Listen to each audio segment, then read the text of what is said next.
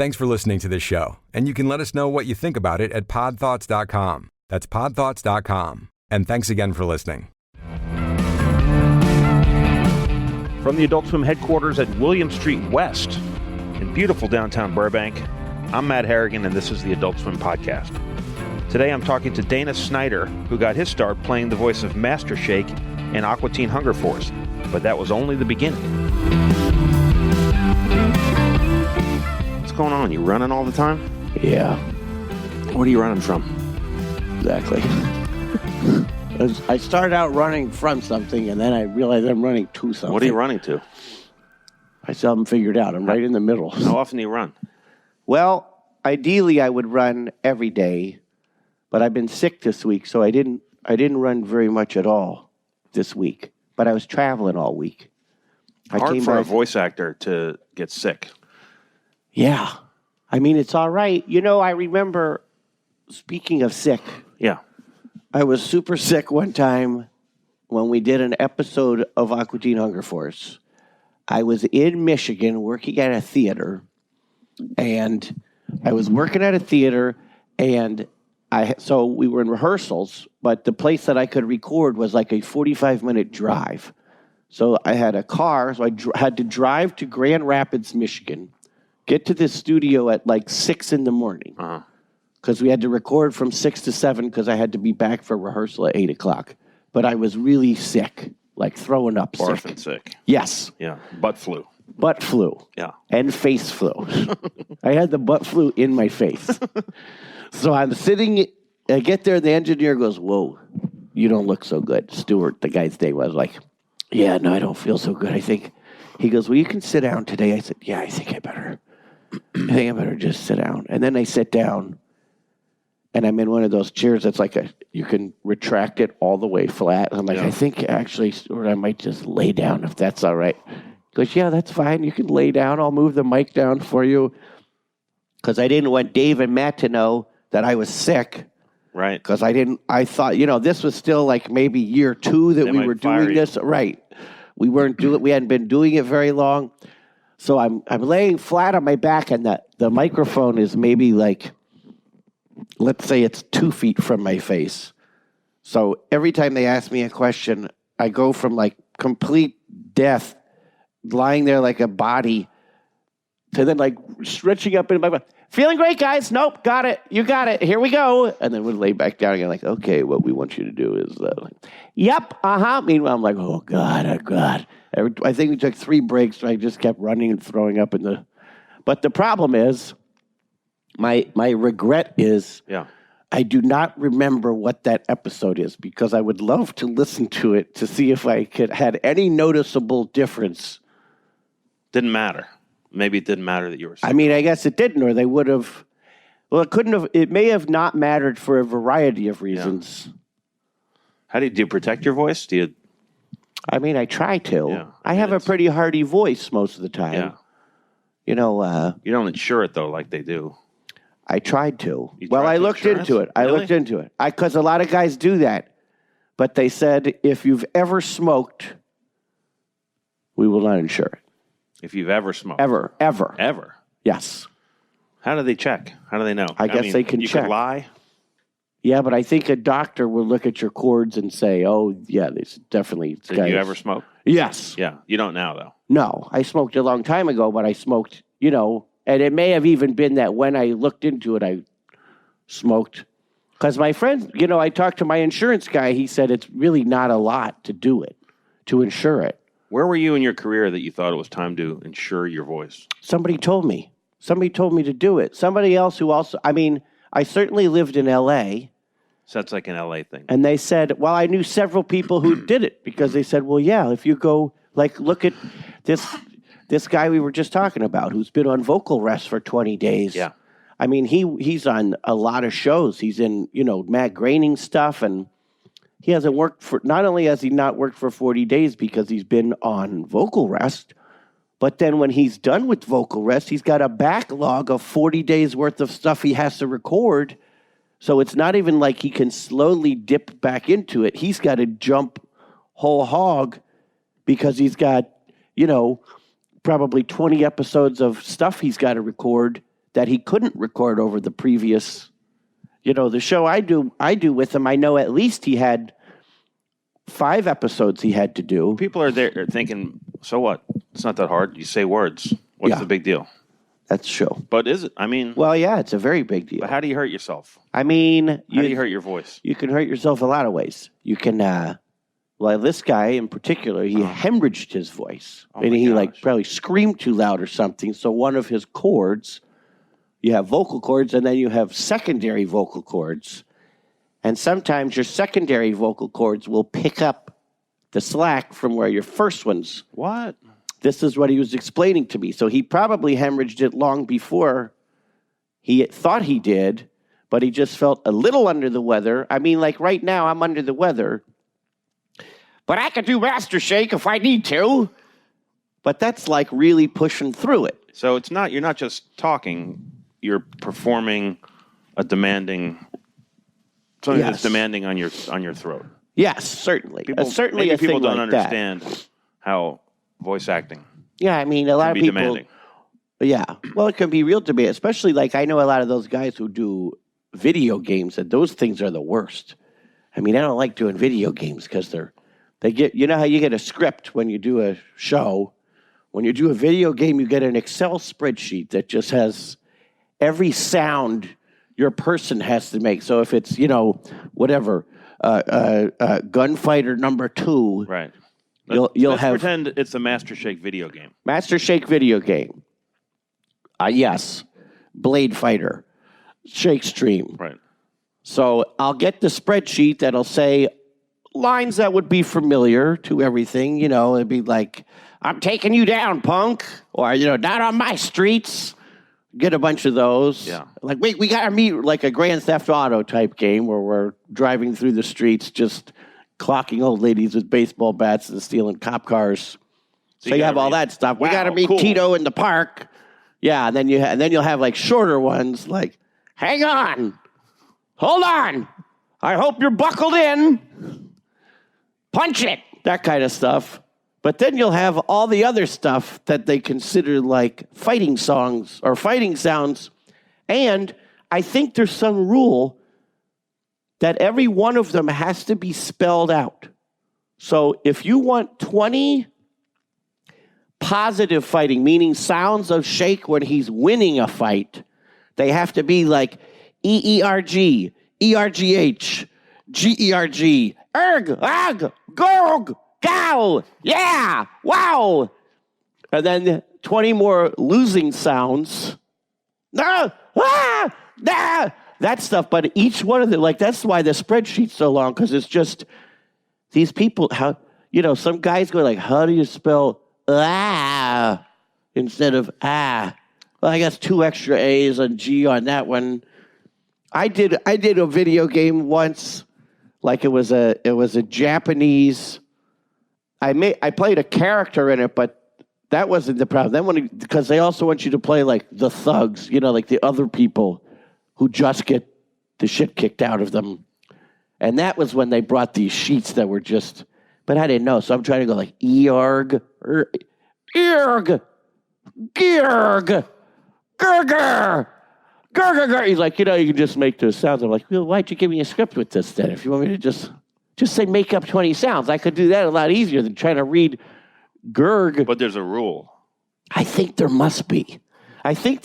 Because when they turn it into an agent, they have to say, we are having Matt Harrigan record 125 lines today, and these are the 125 lines. And some of those might just be the classic Gurg line. They have to quantify it somehow. Right. So the agent could look at it and say, all right, then we'll get paid this much money or whatever. $10 a line. Right. Yeah, right. Right. Ooh, that'd be good. That'd be lucrative. Yeah, I don't know. Is it an easy job being a voice actor? I mean, in some ways it's easy. Yeah. I think you have to have a mental capacity for it. What do you mean? Well, there's a lot of rejection. I mean, for example, every week I probably audition for 15 different things, and maybe I get one of them. Maybe. Well, that's so good. There's a lot of that. Week. Yeah, that'd be amazing. What? But some people I think can't handle.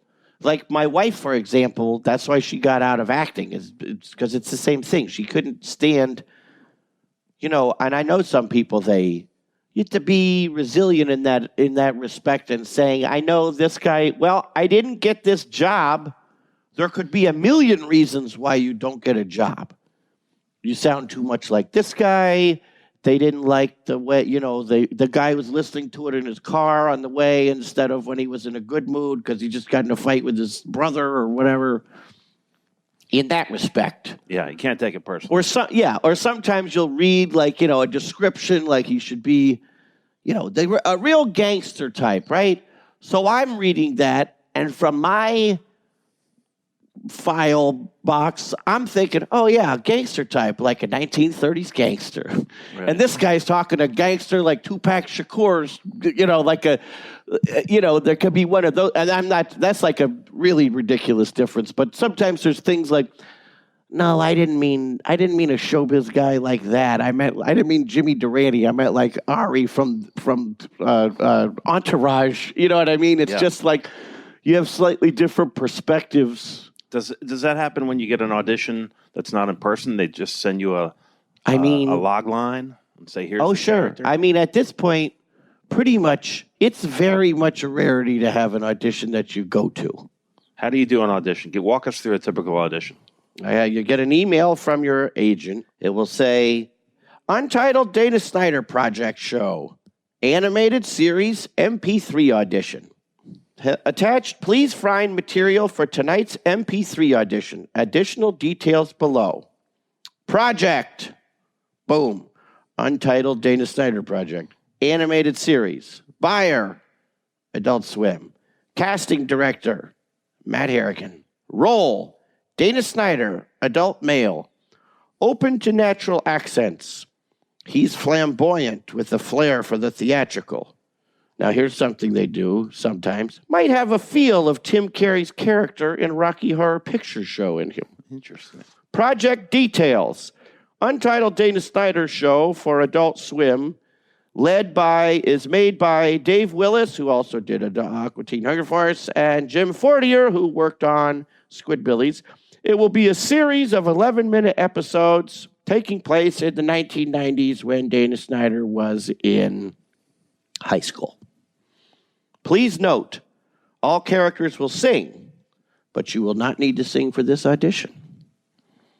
Synopsis. Untitled Dana Snyder Show is a 11-minute show, a series about Dana Snyder living in his house in the 90s. It's a world full of excitement, danger, and his next-door neighbor, Mr. Fleazar, who's after Dana Snyder's soul.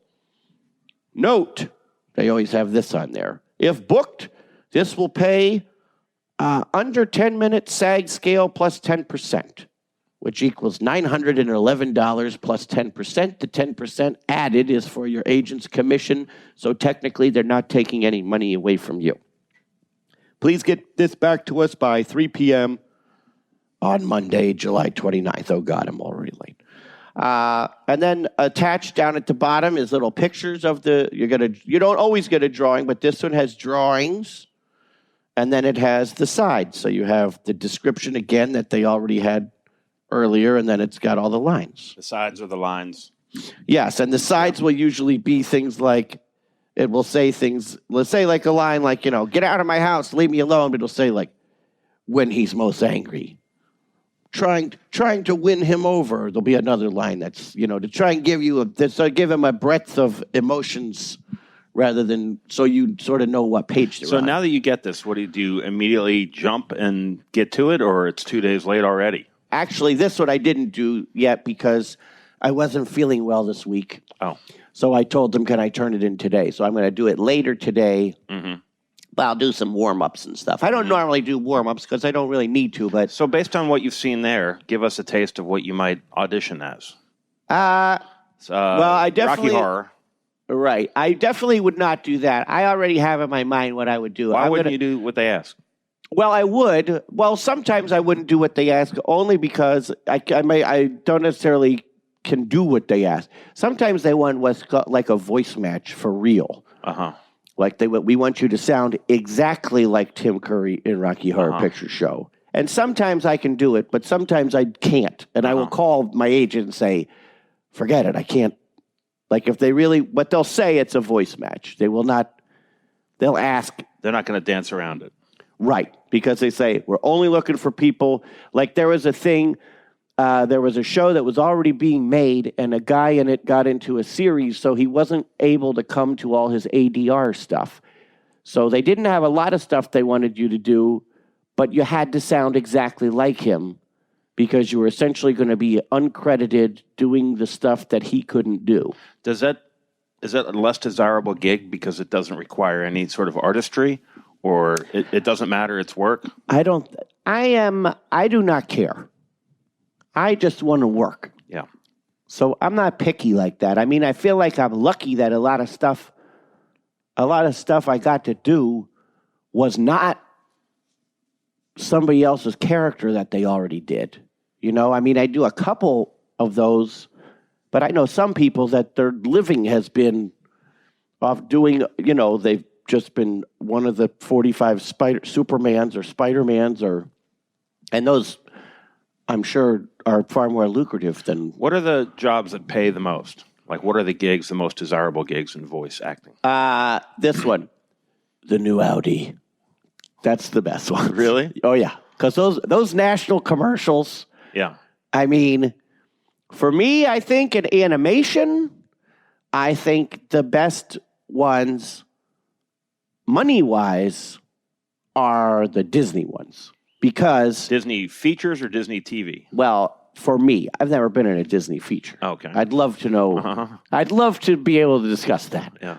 Maybe once this podcast comes That's right. Now that I blow the lid off, I should take back what I was going to talk about Disney.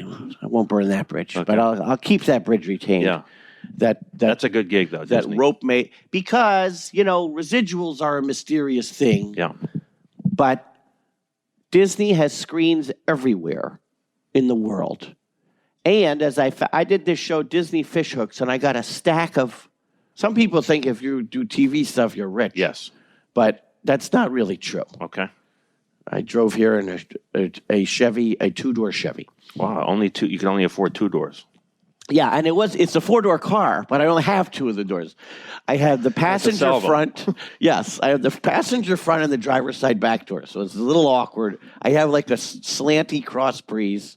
So you got a stack of checks from Fish Hooks for Disney.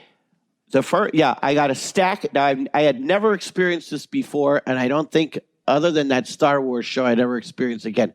But I got a stack of residual checks for like $21,000. Wow. And I was like, holy shit. I mean, it was clearly the most I'd ever gotten for doing anything ever. Wow. Let alone, this was from stuff I already did. What was the role? It was Mr. Baldwin, a seahorse, in the Disney show Fish Hooks. Uh-huh. And was it one episode? Was it a recurring character? I was probably, I think I was in about a third of the episodes. So some people who are in every episode, I mean, just imagine that. But that wasn't the first time I got that from that show. I got like 4 or 5 more checks like that throughout the next year and a half. It was like unbelievable. Wow. And it's like free money because you already got paid to do it. I mean, it's not really free money because they're making money off it. But I asked my friend, I said, why are these? I said, I've never had anything like this. And she said, so that year I was rich, okay. But after that, you spent that. I spent it on that Chevy, and then I lost the doors, and I don't know what. Yeah, trust me, it all went on booze and broads. And by broads, I mean the old lady waitress at the smokehouse who's nothing sexual. She's fell on hard times. Yeah. She needed that knee replacement surgery. Can you directly correlate your voice talent with a successful TV show? In other words, let's say they didn't use you on that show. Would the show still have been successful? Hard to say, right? Very hard to say. I mean, I feel like the thing that's 100% a question of would be Aqua Teen. Yeah.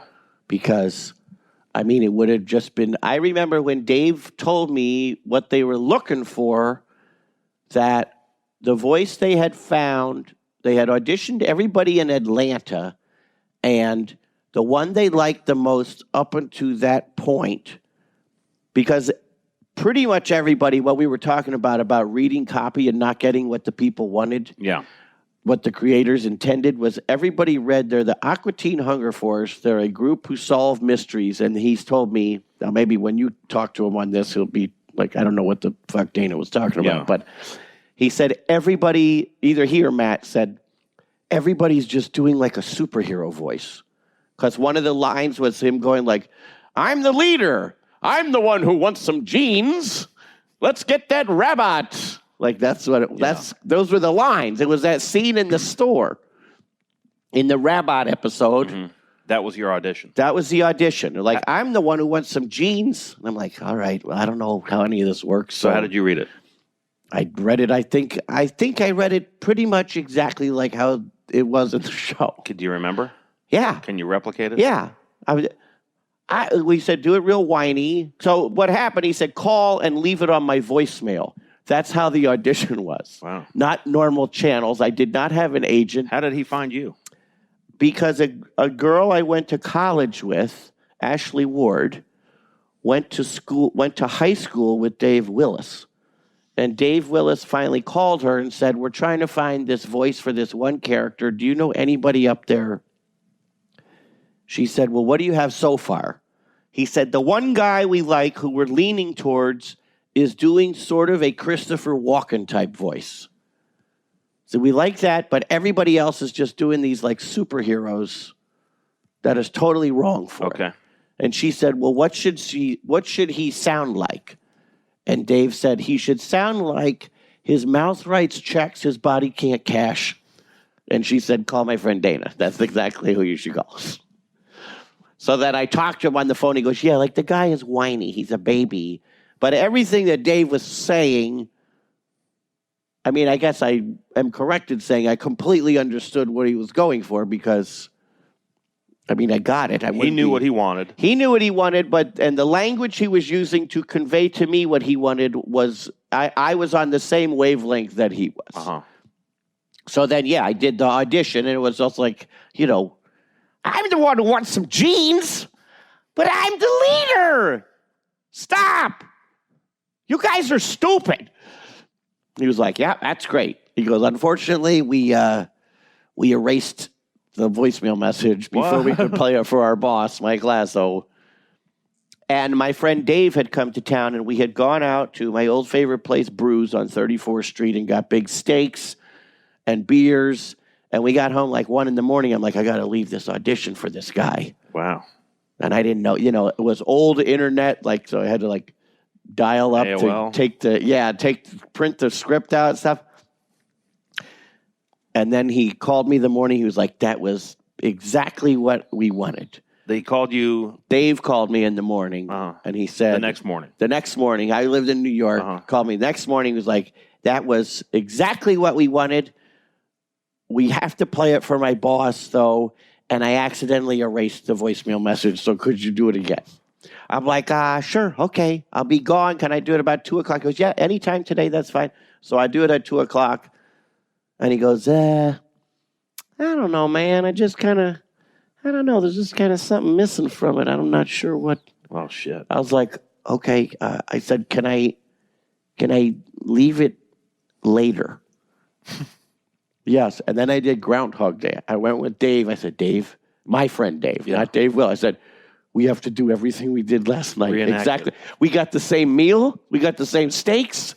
We got the same beers. We went back at 1 o'clock. I did it at 1 o'clock in the morning again.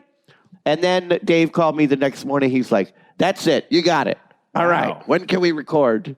He said, we played it for the boss. So wait, why did your friend Ashley recommend you to Dave? What were you doing up there that you'd be on her radar as a voice actor? Well, it wasn't that it was on a voice actor. She was just, I think he was kind of saying, you know, anybody who's an actor, who's got any kind of funny, and, you know, we went to college together. And we were always very good friends, and we were always, you know, she's also very funny. What were you doing in New York?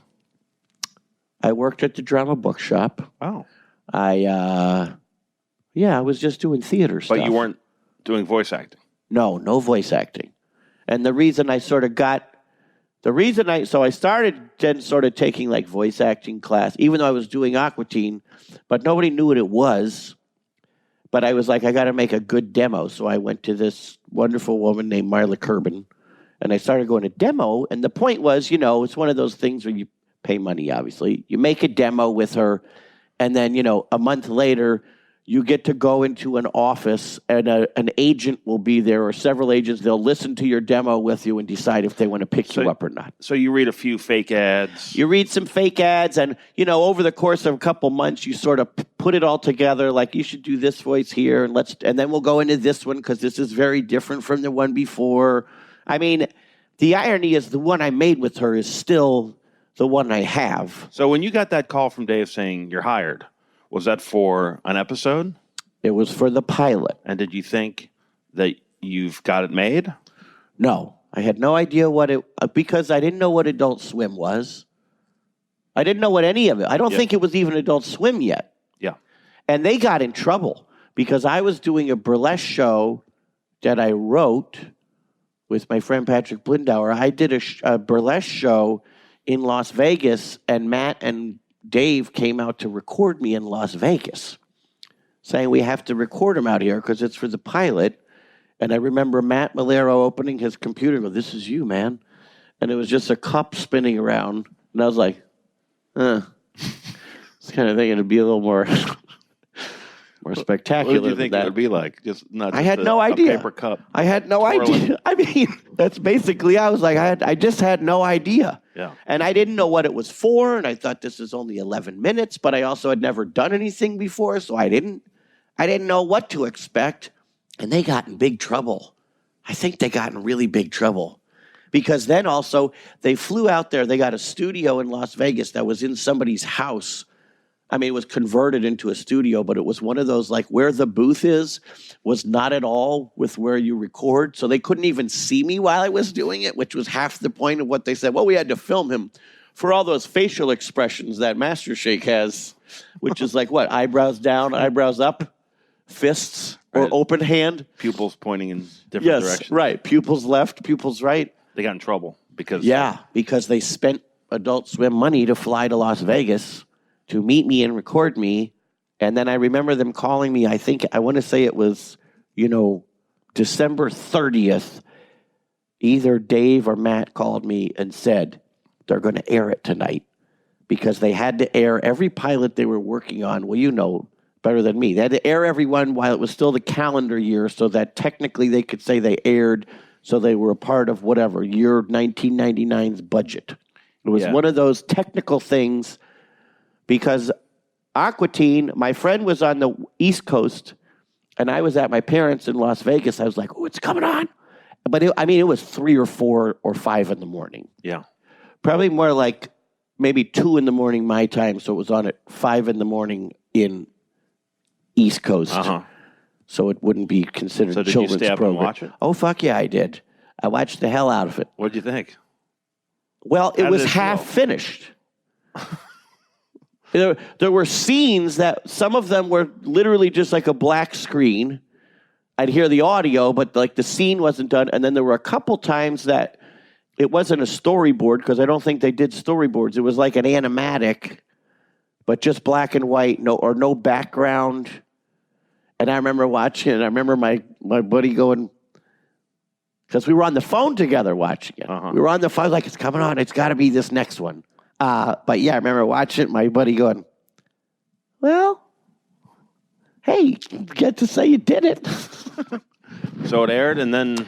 It aired and then I don't know how long I remember Vishal Roney calling me and telling me he was going to pay me $250 an episode. Is that right? That was your starting salary? That was the starting salary. Wow. What did you think? Well, even then, I knew it wasn't a good deal. I was like, this is what people don't realize, see? What we were talking about, they think if you're on TV, you're a squillionaire. Yeah. Was it disappointing? I mean, no, it was never disappointing. I wouldn't have done it if it was disappointing. Well, you might say like, oh, it's an hour. I mean, yeah, I could have been on TV, it's a start. That's exactly it. I said, look, what's better? Doing nothing or going there and getting $250 and get to say you were on a cartoon show once? And it'll lead to something else. Right. Or even if it doesn't. That hour out of my life, what else am I doing? Yeah. I was making $170 a week at the Drama Bookshop. So $250 You can for quit the drama bookshop. Yeah, in your face, motherfuckers. I hope you burn to the ground. We only were doing that pilot, Oh, God. Hey, guys, I'm back. Then you heard that it got picked up. No, I never heard that it got picked up. Oh, okay. I mean, I heard all I ever heard was we're making another one. Still to this day, unless I get secret inside baseball information, like a horse track inside betting, Right. do I hear like we're making another Squidbillies or something? You know what I mean? How do you find these things out? You don't. You simply don't. You just get booked. Normally, how you find them out is, Squidbillies and Aquatine was always not with my agent. I did that before I ever joined the union because that's a whole different thing. Right. I looked you up on Behind the Voice Actors. Do you know that page? Oh, yeah. It's got a picture of every one of your characters. And there's hundreds of them. Yeah, that guy's very thorough. Very thorough. That guy, he's very nice. He comes to DragonCon every year. He does a lot of the voiceover stuff on. Do you look at that page and you're like, I remember all this? And I don't know. Are there redundancies, presumably, between characters? I mean, there must be. There's got to be. Well, my problem is, I get asked to do a lot of voices, luckily, but a lot of the time they want me to do what arguably would be exactly as Master Shake's voice. Now, Master Shake is not far away from my real voice. It's just me. I mean, if you saw me on stage doing a comedy show, you would think it's not that different. Do you think celebrity voices are valuable in cartoons? I mean, if I was a producer, I would. I've done a show. I wrote a show that had a celebrity voice in it, but it was arguably the weirdest celebrity voice because it was Paul Reiser. But we did a show, my buddies and I did a show called Suck It Gary about these three idiots who essentially torture the older version of themselves named Gary. But my friend Matt is super into Paul Reiser. He's like, we really got to get Paul Reiser to play Gary. Gary's just a sad sack. He's a divorced guy, a perfectly nice guy. But I think I get kind of annoyed when it's like it's a celebrity just because they're desperate to get somebody in there. You think it's a crutch? I think sometimes. I mean, I understand, and I get it. Like, is there any reason whatsoever that Madagascar, the movies, had to have Jada Pinkett Smith playing? Is there any 5-year-old kid who sees the poster and goes, holy shit, and it's also starring Ben Stiller and Jada Pinkett Smith? Are you kidding me? Mom, I gotta buy the plush of that now. No.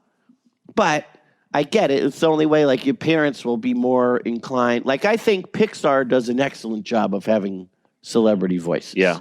I think they hire people who should do the voice.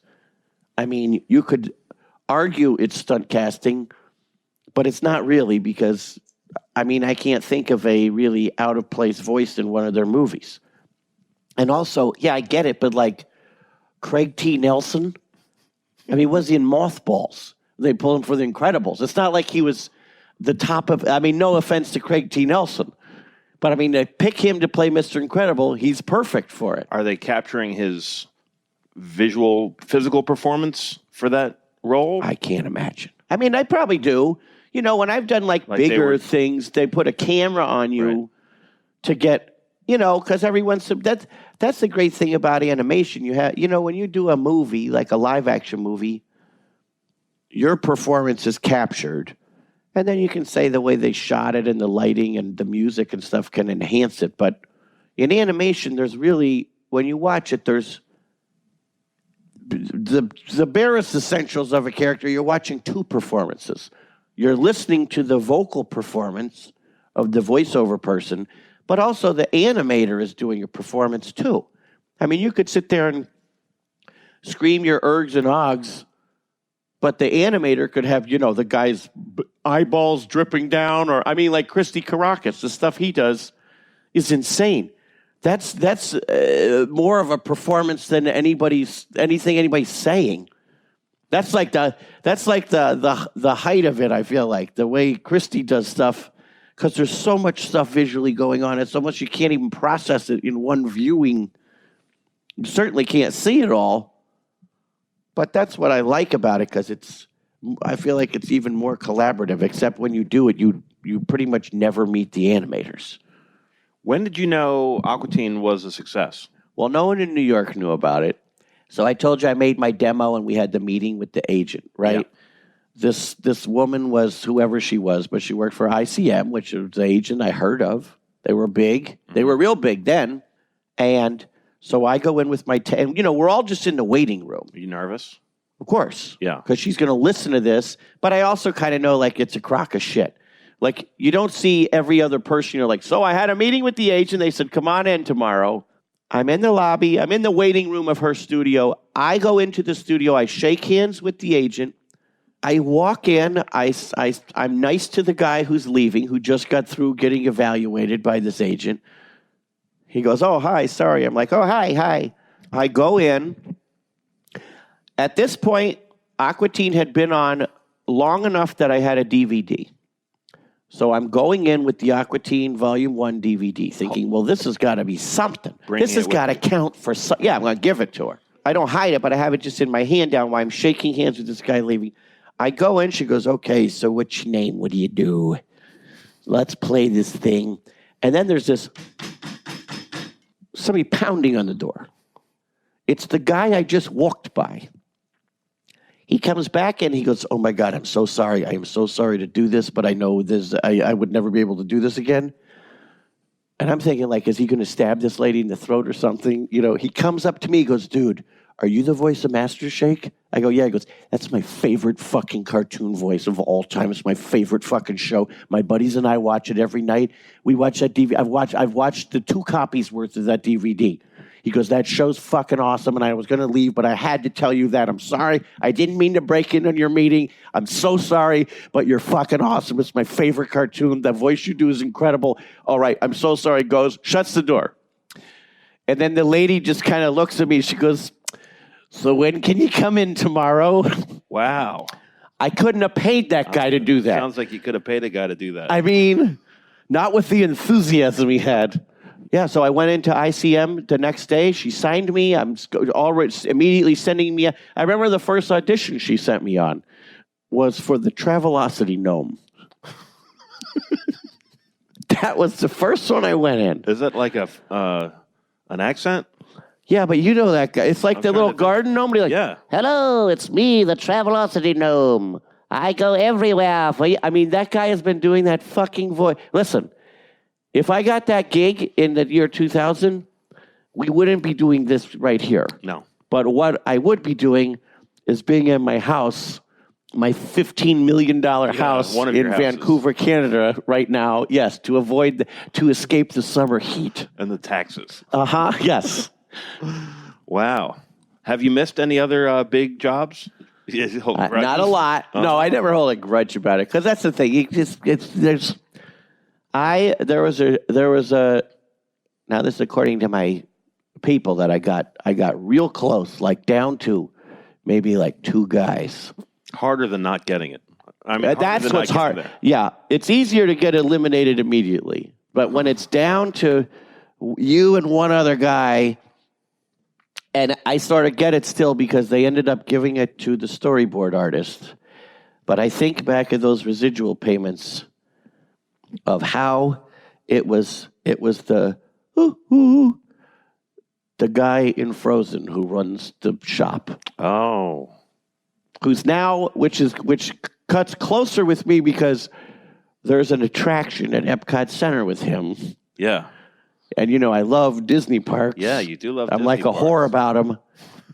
And I went on that ride. I looked at the guy like, motherfucker, there's that guy. Like that, he's a storyboard guy. It wasn't enough. He got to do the storyboard. And I get it, because those guys, he does the storyboard, but also will do the temp track, and then they get attached to it. Yeah. They'll be like, oh, well, I can't hear anybody other than him now, because I've been listening to that guy. And, it's not like, he's good at it. He gets $1 every time someone goes on that ride. Oh, my God. You know what the hourly capacity of that ride is? It's like 2,000 people an hour. Maybe 2,500. We love hearing your feedback and want to know more about you so we can serve you better. That's why we created podthoughts.com. Here's your chance to tell us what you like, what you don't, and what you want to hear more of. Pod Thoughts is a short survey and will only take a few minutes of your time to complete. So please visit podthoughts.com today and let us know about your podcast experience and what we can do to make it better. That's podthoughts.com. And thanks for listening. Does it give you stress? Do you have stress in your job? I mean, the stress is, yes. The stress is, unlike a normal person's job, my job could end at any minute. I mean, I do this show called Paradise PD on Netflix. It's a lovely show for adults. It's animated. You know, Tom Kenny's in it, Cedric Yarborough. It's by the guys that did Brickleberry. They're from Georgia. Waco O'Gwin and Roger Black. Yep. Well, yeah, for example, for Paradise PD right now, I mean, we have 2 more scripts, which we will have a table read of, and then we'll get paid to do a record for them. So that's like probably 2 more weeks, and then I'm sure over the next several months, we'll probably get pulled in again to do some ADR, but we have no idea if it's going to be picked up for another season yet. I mean, when Aqua Teen stopped, that was a big nervous thing for me but also you don't realize how lucky you are that you got to do it for, 15 years or whatever. Most shows do not go, especially children's shows, don't go more than maybe 3 years. But, in the last year or so, we had, no more Aqua Teen. That was already not going, but Pickle and Peanut stopped going. That was a Disney show I did. And the Thundermans stopped going, which was a show I did. And it was all the natural life of them. It's coming up. But, you always have to sit there and think oh, God, I hope I get more shows that I'll be a regular on that are going to go. What's next? I don't know what this is going to be. I'm going to be at right now next year. Yeah. I know this right now. I got this show, and, there's a show that's going to start. I know that I got in that I'm very excited about. That's going to start in October. So that's good, because I think they're going to do 20 episodes or something. So that in theory could be 20 weeks of work. Yeah. But that's always the problem of being an actor. You don't know, the axe could fall at any minute. Nobody wants to be in the Dana Snyder business anymore. So then I just get a job at Walmart and do my character voices, hoping I'll get recognized. Do you think that it's Aqua Teen that continues to get you the roles, or is it other shows subsequent to that have helped? I feel I think it's both. I think it's a large portion of it is Aqua Teen, of course. But I also think, I know I got the Thundermans. The guy who created it, who I auditioned for, and he told me they had 5,000 people that auditioned for this role I got. He was we had literally thousands. He said we had almost 5,000 people we auditioned. I said, how does that even happen? 5,000? How do you get 5,000 auditions? There's not 5,000 voiceover people. How does that happen, do you suppose? I have no idea. But he had not heard of Aqua Teen. Once he was narrowing it down, he went and listened to it, but he pretty much just went on. But that was also one of those, I auditioned, he listened to it, he did some research, then I got called in person to do another longer audition that he could sort of, that'll happen sometimes. They want to more direct you and see if you can take direction, but also which way you go. But the other thing is you think once you work with people, if you work well, then you keep getting employed by them because they know, Craig McCracken, I think, always has Tom Kenny in his shows because he knows Tom's great to work with. He's smart. He's good. And you have a rapport like you have with Dave Willis. Got a shorthand. Before you even made the show, you were on the same page. Right. I mean, and the testament to that, too, is with Dave and Matt. I mean, I think when we first used to record an episode that would we did it in 4-hour blocks. Can you imagine doing that for 4 hours? An 11-minute Aqua Teen episode? I'm the one who wants some jeans. I'm the one who wants some jeans. I'm the one who wants some jeans. But, I mean, by at least even 3 or 4 years in, which that sounds like a long time, but think about it as only being 6 episodes, then 10 episodes, I mean, we'd do it in under an hour because you get used to each other's shorthand And I also think I certainly contributed to. Like, they always said, like, oh, yeah, we never thought about him in this way, but you always added that sort of weird showbizy angle of Shake, like the old school, nightclub comic type angle, and that he wants to be an actor, and jeez, because that's all my like points of reference and stuff that I think are funny is to make some Shecky Green joke, not to make. And the thing that like where we are the furthest apart is musically. I mean, that Foreigner Belt episode, which I think is one of the best episodes of Aqua Teen they did, I had no clue who the fuck Foreigner was. You didn't? No, because I didn't know any music past about 1950. I mean, within the last 5 years, this is serious. I mean, I knew who the Beatles were, but I couldn't tell you most of their songs. How the fuck do you not know who these bands are? You're contemporary. I do not listen to it. I don't listen to it. But how can you avoid it? I listen. I'm the guy that always had a stack of records in my room listening to my records. Like what? I listen to 20s, 30s stuff, big band stuff, classic jazz, and then old weird shit. How were you exposed to that? Because that had to have been... I think even when I was in junior high, there was a place called J-Mar Records. And I used to go there, and all I would do is go to the novelty bin. In what city? Las Vegas. Okay. Go to the novelty bin and just flip through, weird. An album by the guy who played Potsy on Happy Days. Yes, please. Or, I mean, I still have like tons of when I go to comic conventions, I always do a panel called What's on Dana's iPod, where I just play weird fucking songs that I have. Yeah. Sort of like that. I have a lot of those like Bathtubs Over Broadway kind of stuff, those old, but just a little bit of everything. Mm-hmm. Yeah, those weird, and like I love old weird celebrity albums. I have one of my prized possessions is I have a Calypso album. I like Calypso and stuff too. Ethnic, old like, those, I can't remember, like those folkways kind of stuff. But I have a Calypso album. The prize song on it is called Is She Is or Is She Ain't, which is about a man who has fallen in love with a woman, but he is not sure if she is a woman or a man dressing up as a woman. Oh, yeah. The end of the song being, I don't care if she is or if she ain't. I love her anyway, and I'm going to be happy with her. Mm. The significant thing of this song is it is sung by a man who's named himself the Charmer. In later years, he changed his name to Louis Farrakhan, the head of the Black Muslim Church in America. But he started out as a Calypso singer, and his big hit was singing about falling in love with a transvestite. Wow. Yeah. And it's a great song. And he's not the only one who's ever recorded it. Yeah.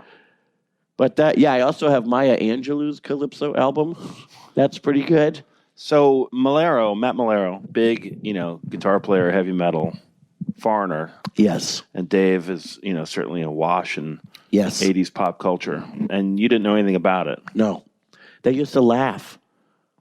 I'm like, yeah, okay. Yeah, you're cold as ice. And like, you get it? I'm like, no, what are you talking about? They thought I was they really did think I was joking for a little while. And I was like, I have to tell you, like, I don't. And then they came to New York one time or something and met one of my friends. And they were like, no, he doesn't.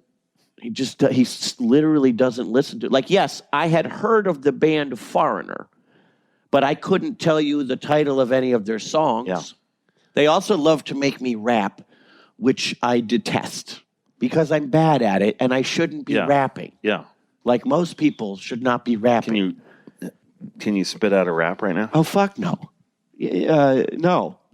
I wish I was a little fish, all frozen in the ice, because when the girls go skating by, wouldn't that be nice? Yeah, I don't know. That's my point of reference. Turn somebody on to Squidbillies. Oh, Squidbillies is great. I can turn them on like this. You're not a Southerner. No, I am not a Southerner. Yeah, this is a Southern, a very Southern show. we were just in Raleigh. All the guys came down we showed 2 new episodes, which I had not seen, and one of them was, I think, hands down the best episode of Squidbillies. The funniest, I'll say. I laughed so hard at it. They start spraying some kind of gas over, and it turns everything alive and suicidal. That's all I'll go into. Squidbillies is a family of squids. When the waters were above the mountains of Georgia back in the prehistoric age, these cephalopods somehow still lived in the mountains, so now they interact with humans. I'm not sure on a lot of the anatomy of what's going on. There's like the big blue guy who's just a preacher. I'm not sure what he is. But Squidbillies is a family show. How did Granny come around? I did Granny. I was auditioning for Rusty, but they sent me a scene that had Rusty and Granny, so I just read both voices sitting in my bedroom on 34th Street. I just read both voices, and then he called me later. He's like, well, you're going to do Granny. Matt Malero was originally going to do Granny. He was doing some little lady voice, but then I guess they liked mine as much as Matt's, and Matt said, I'll just let him do it. Unlike that stupid storyboard guy from Frozen. Should have just said that, too. He already had a job in the picture. Amazing. But, yeah. That Squidbillies has been on almost as long as Aqua Teen. I mean, yeah. My Granny Squidbilly voice. Hey, boy, you like to party? Oh, yeah. Who, we're going knuckle deep tonight. But she has this, when she talks, she sometimes talks like this. Because basically, it's my grandma voice. Hello, little sweetie. But a southern version. And then I also throw Diane Reeman, who's on the Diane Rehm show on NPR. And she has this thing that she has to get like arsenic or something shot into her vocal cords because she has spastic vocal cords. But she'll do... For real? Yes. And she's a Washington Politico.